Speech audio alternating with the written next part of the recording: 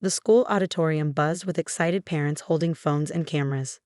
My daughter, Emma, 9 years old, stood backstage with the other young musicians, clutching her violin case. She practiced Mozart's Concerto No. 3 for 6 months, working through frustration and tears, determined to earn the excellence award her teacher had hinted she might receive.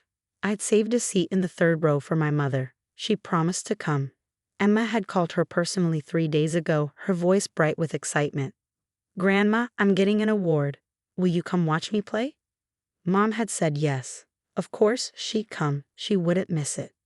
I checked my phone. The ceremony started in 10 minutes. Mom's seat remained empty. At 5 minutes before start time, my phone buzzed. "Can't make it. Your sister's kids need me more. Sarah has a dentist appointment and needs someone to watch the other two. You understand." I stared at the message. Read it twice.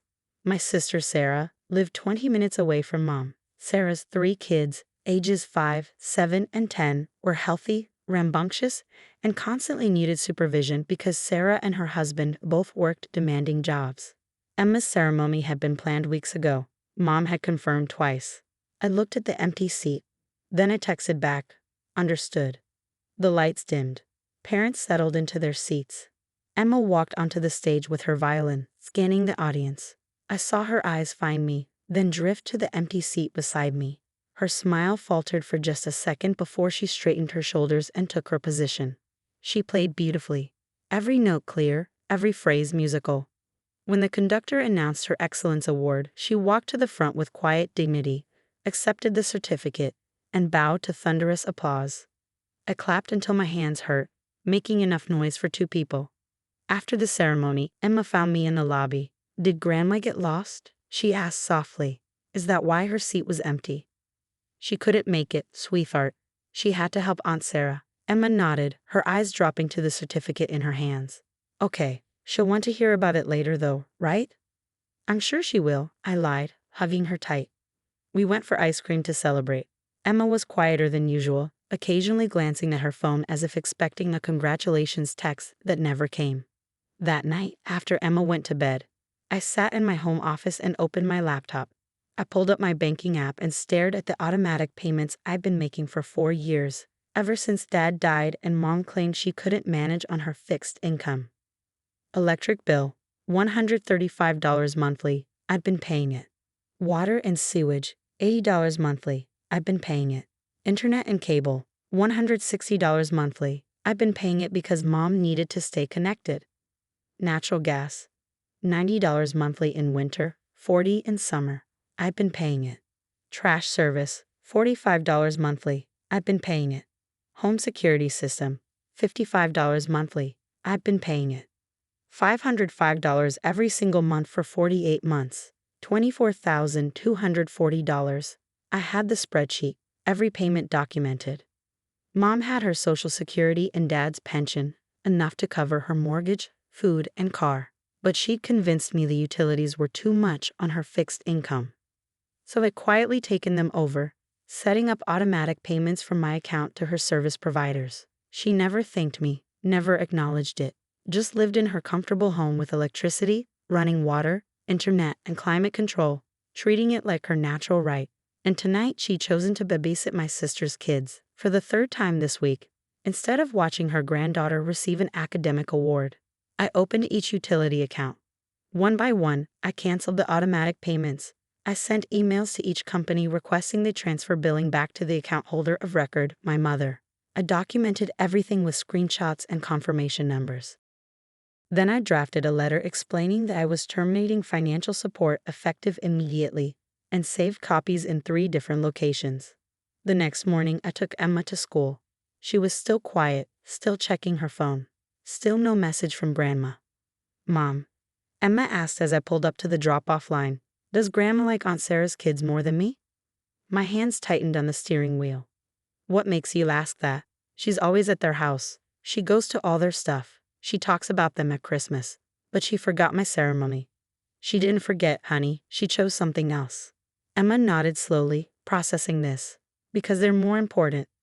"No, baby. Because Grandma made a bad choice. And that's on her, not you. You were amazing last night. I'm so proud of you." She smiled weakly and headed into school, her violin case bumping against her leg.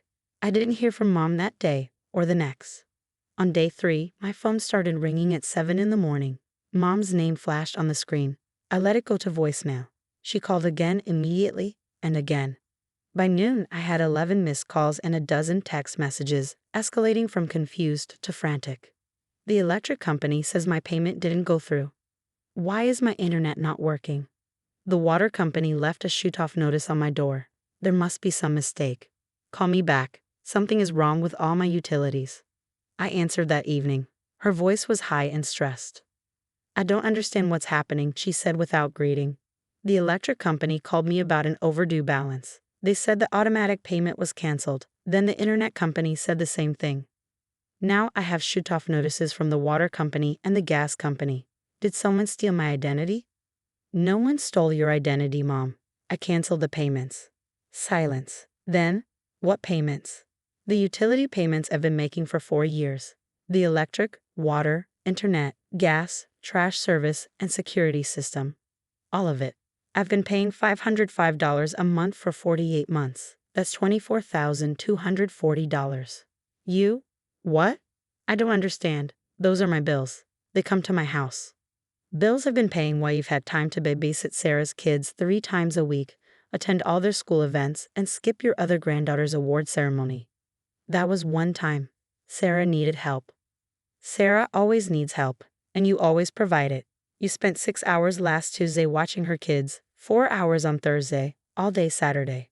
But you couldn't spare 2 hours to watch Emma receive an excellence award she worked 6 months to earn. Sarah's kids are younger. They need more supervision. Emma needed her grandmother. She saved you a seat.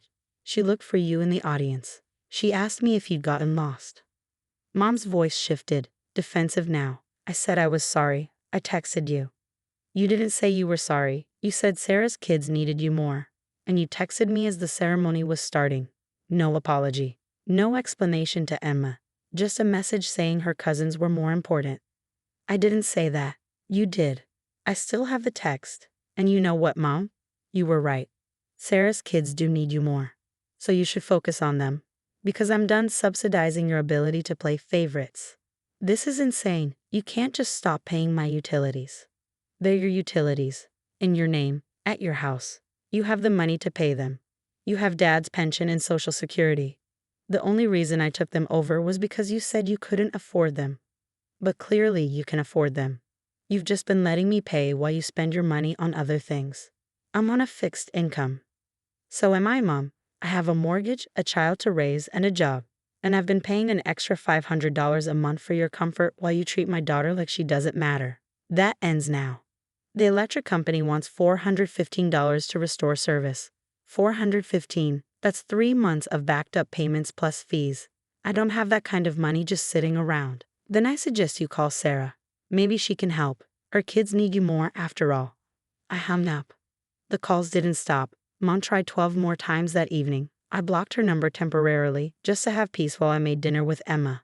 Is Grandma okay? Emma asked, noticing my phone face down on the counter. She's fine. She's just dealing with some bills she forgot to pay. Oh, do you think she'll call to hear about my award? I looked at my daughter's hopeful face and felt something harden in my chest. I don't know, sweetheart. She never did call about the award.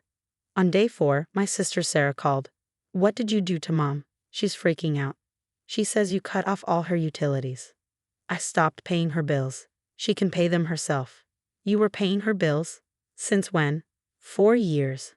Almost $25,000 total. Did you know that when you kept asking her to babysit? Silence. No.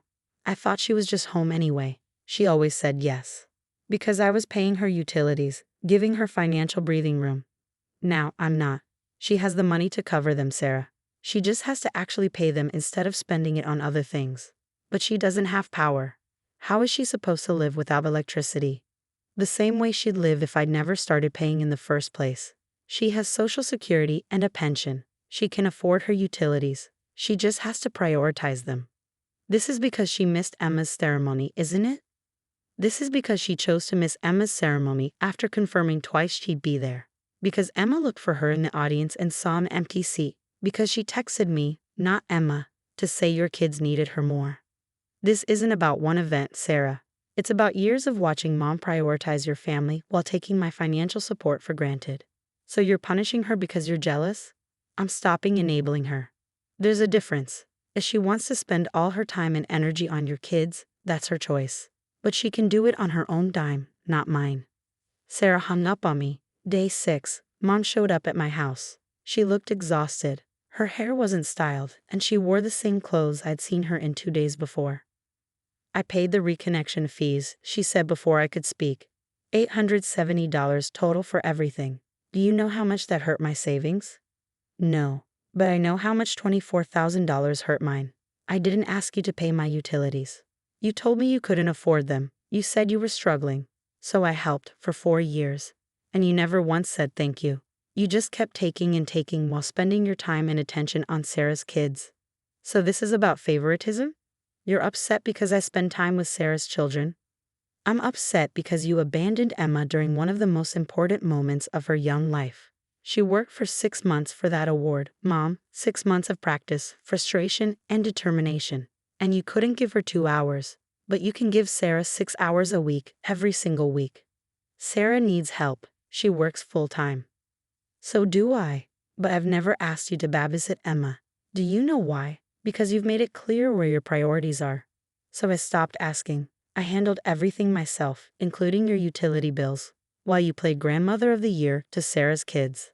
This is so unfair. What's unfair is Emma asking me if Grandma likes her cousins more than her.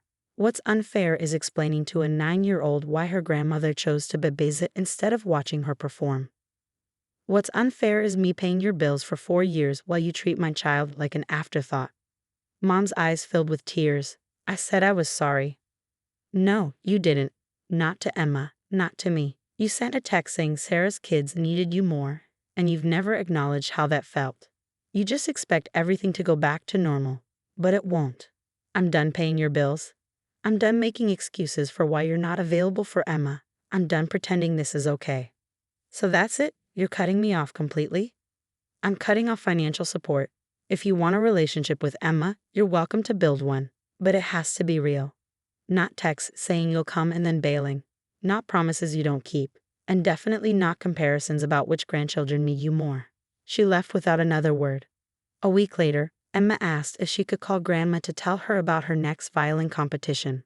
You can try, I said carefully.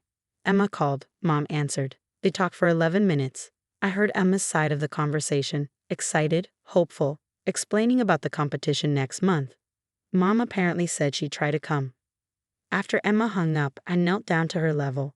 Sweetheart, if Grandma says she'll come but doesn't show up, I need you to understand that's about Grandma's choices, not about you. You are talented and wonderful and worthy of having people show up for you. Okay. Okay, Mom, she paused. But you'll be there, right? Always, front row, making enough noise for 10 people. She grinned and hugged me. Mom's utilities stayed on. She paid them herself now, complaining to Sarah about the expense. Sarah mentioned it to me once, sounding resentful, as if I'd done something wrong by ending a financial arrangement Mom had never acknowledged or appreciated. I didn't argue. I just lived my life, attended Emma's events, and kept my phone bill, my electric bill, and my financial boundaries exactly where they belonged, in my control, not subsidizing someone else's comfort while they treated my child as less than. Emma's next competition is in 3 weeks. I bought tickets, front row, center, 2 seats. One is definitely full, the other is up to Mom. But either way, Emma will perform for a parent who shows up, pays her own bills, and doesn't confuse financial support with love. I learned that lesson the hard way. Emma won't have to.